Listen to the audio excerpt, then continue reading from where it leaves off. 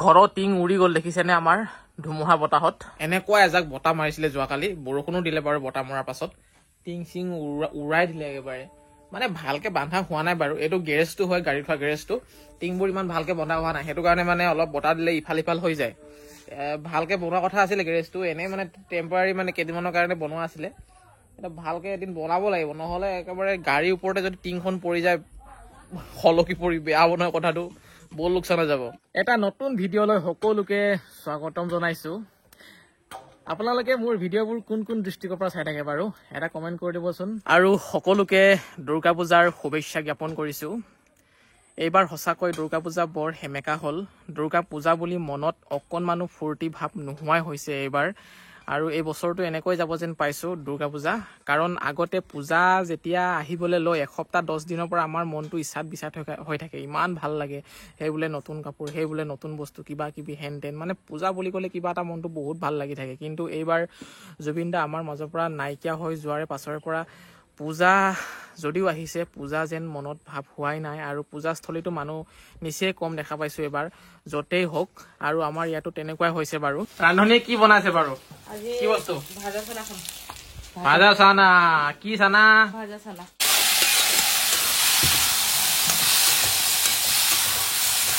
অৱশেষত আমাৰ চানা ভাজি ৰেডি হৈ গ'ল ইয়াত মানে মগু মিক্স হৈ আছে সেইটো কাৰণে দেখাত অলপ মানে অফিচিয়েল লগা নাই আৰু আনঅফিচিয়েল লাগিছে টচ মুগাৰ গামোচা ৰ'দত মেলি দিছিলোঁ অকণমান শুকাবৰ বাবে এতিয়া হৈ গ'ল টাইমটো হৈ গ'ল ভিতৰত ভৰাব লাগে শুকাই গৈছে ধুনীয়াকৈ শুকাই গৈছে ৰ'দত শুকোৱাৰ কাৰণটো হ'ল যেতিয়া ইয়াক বোৱা হয় শালত তেতিয়া মানে সূতাটো পানীত তিয়াই তিয়াই বোৱা হয় তাৰপিছত যেতিয়া গামোচাখন কটা হয় ভিজা ভিজা হৈ থাকে যে সেইটো কাৰণে ৰ'দত অলপ মেলি দিছিলোঁ এয়া দেখিছেনে নতুনকৈ বোৱা একেযোৰ একদম নতুনকৈ 2 এদিনৰ ভিতৰত বোৱা গোটেই সোপা 30খনমান আছে সেইটো মূৰৰ পৰা এইটো মূৰলৈ ফুলৰ ডিজাইনকেইটা আপোনালোকে চাব পাৰে এয়া চাওক কিমান ধুনীয়া ধুনীয়া ফুলৰ ডিজাইন মাজত বুটা থকা হয় দুইফালে ফুল থকা আৰু পাতল পাতলকৈ গুণাৰে কাম কৰা আছে বাৰু এয়া চাওক যদি আপোনালোকক লাগে অৰ্ডাৰ কৰিবলৈ বিচাৰে তেতিয়াহ'লে অৰ্ডাৰ কৰিব পাৰিব মই নম্বৰ এটা স্ক্ৰীনত দি ৰাখিছোঁ তাত আপোনালোকে কল কৰিব পাৰে নাইবা হোৱাটছআপ কৰিব পাৰে দৰ্জিৰ ওচৰলৈ মোক জোনমনিয়ে লগ ধৰি লৈ আহিলে কিন্তু ঘৰৰ পৰা ওলাইছিলোহে এয়া চাওকচোন আমাৰ খৈদজনীয়ে কেনেকৈ মাছ মাৰি আছে চালনীখন লৈ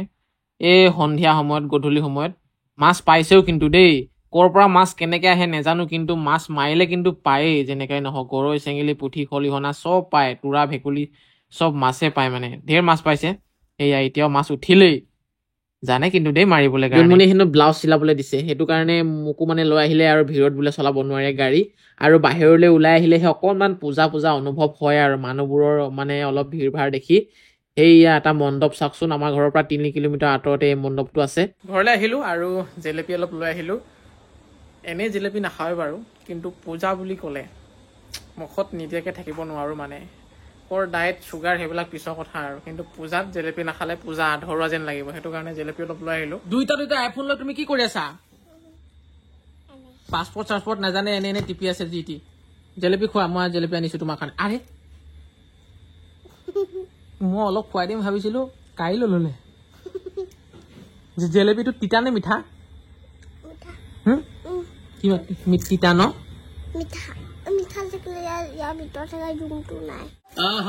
লাল চাহ লগত এতিয়া জিলাপি খাম পূজা চাবলৈ ওলালো ৱাও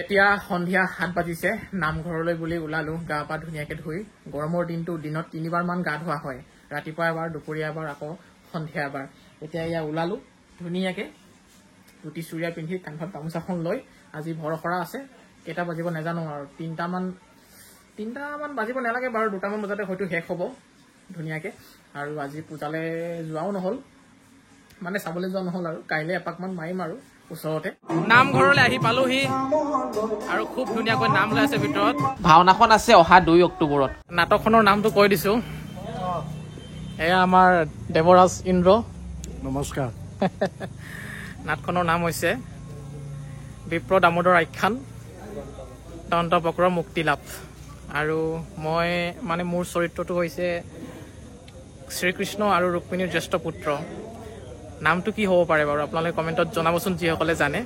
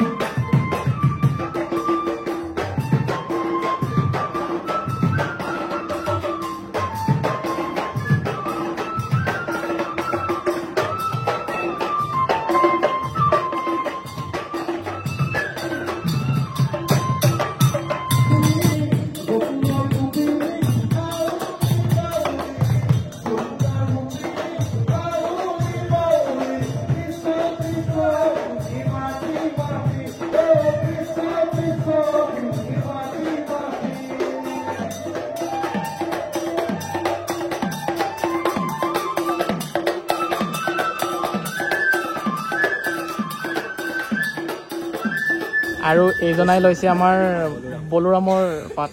বাকী আজি কেনেকুৱা হ'ব, ভালে হ'বনে? আজি বঢ়িয়া চল। আজি ভাওনাৰ ছেমি ফাইনেল ক'লেও বেয়া নহয়। এতিয়া ক'ব নোৱাৰো কি হয়। ভয় লাগিছে নেকি? না ভয় লগা নাই দেই।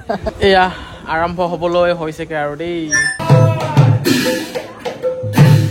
সেই দানৱৰ হাতত আজি আমি পৰাস্ত হয় ৰুদ্ৰ মূৰ্তি ধাৰণ কৰি এফালৰ পৰা সকলো যাদৱ সেনাক কৰিলে পৰাজিত আৰু বাৰে বাৰে মুকু কৰিলে পৰাজিত। আজি ক'তনো হেৰাল যাদৱৰ সেই অশেষ শপত পোৱাছো নাই। আৰু এইফালে চাব পাৰে ৰাইজ, ককা দুজনে ধুনীয়াকৈ খিচিৰি বনাই আছে। খিচিৰি কাৰ কাৰ প্ৰিয় বাৰু? খিচিৰি বুলি ক'লে মোৰ কিন্তু খাওঁ খাওঁ লাগি যায় দেই, দেখিলেই খাওঁ খাওঁ লাগি যায়।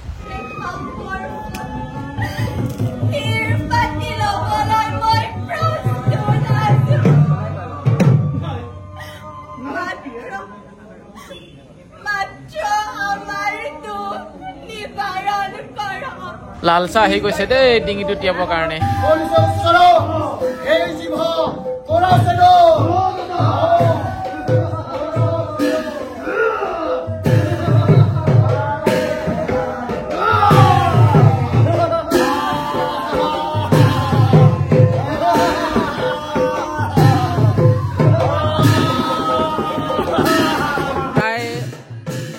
বছৰ পাছত ভাওনা কৰিছোঁ, 10 বছৰ আগত কৰিছিলোঁ, যেতিয়া মই আপোনাৰ ক্লাছ 9, 10 ইমানত পঢ়ি থাকোঁতে মই ভাওনা কৰিছিলোঁ। তাৰপিছত এতিয়া সেই 10 বছৰমান ভাওনা কৰাই নাই। আৰু সেই আগৰ ভাওনা এতিয়াৰ ভাওনা একেবাৰে নিমিলে।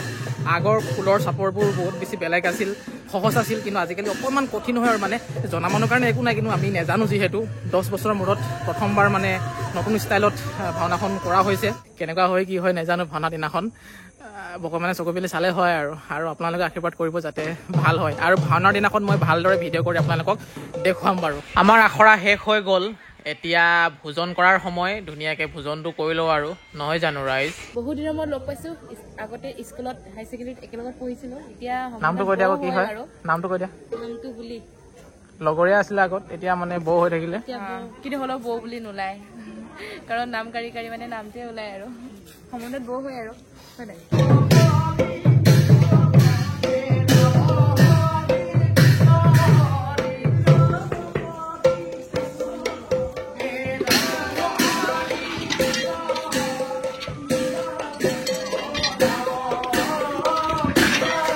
সমাজ সেৱা ন।